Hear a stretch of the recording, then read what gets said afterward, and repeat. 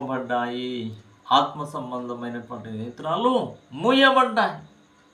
ఎప్పుడైతే ఆత్మ సంబంధమైనటువంటి నేత్రాలు మూయబడ్డాయో వారు దేవునికి విరోధులైపోయారు. దేవుడు ఏదెను తోటలో నుండి వారిని వెళ్ళగొట్టాడు. అందుకే దేవుని యొక్క ఆజ్ఞ మీరినప్పుడు లోక సంబంధమైనటువంటి నేత్రాలు తెరవబడతాయి. ఆత్మ సంబంధమైన నేత్రాలు మూయబడతాయి.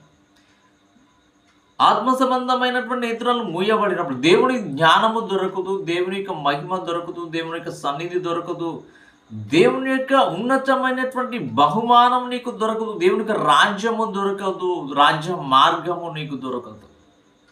ఎప్పుడైతే ఆ మూయబడినటువంటి నేత్రాలు ఉన్నాయి కదా, మరలా నీవు దేవుని సన్నిధానములకు రాగలిగితే, దేవుని యొక్క సన్నిధానంలో రాగలిగితే ఏమో తెలుసా, ఆ మూయబడినటువంటి నేత్రాలు తెరవబడతాయి. దేవుని యొక్క సన్నిధి నీకు దొరుకుతుంది.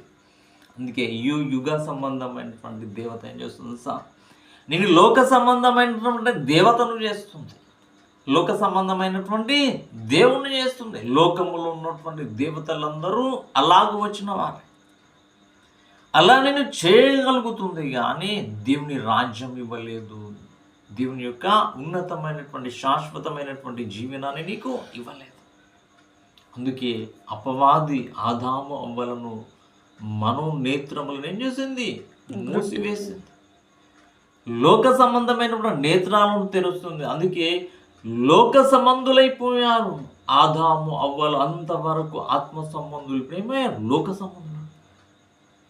ఎప్పుడైతే లోక సంబంధములు అయిపోతారో లోక సంబంధమైనటువంటి ఆశలు కలుగుతాయి.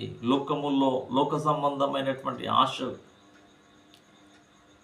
లోక సంబంధమైనటువంటి ఆహారం భుజించడం, లోక సంబంధమైన కోరికలు తీర్చుకోవడం, లోక సంబంధమైనటువంటి సంపదను ఏర్పరచుకోవాలి.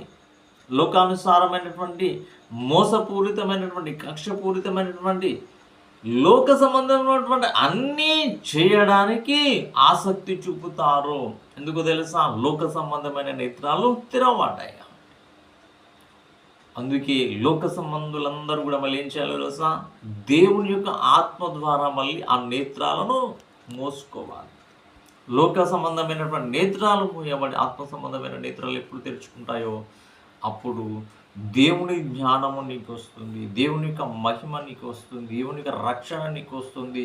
దేవుని యొక్క ఉచితమైనటువంటి తన రక్తంలో నిన్ను కడిగి శుద్ధీకరించి పవిత్రపరిచి దేవుని యొక్క రాజ్యంలో నీకు స్థానం కలిగిస్తారు.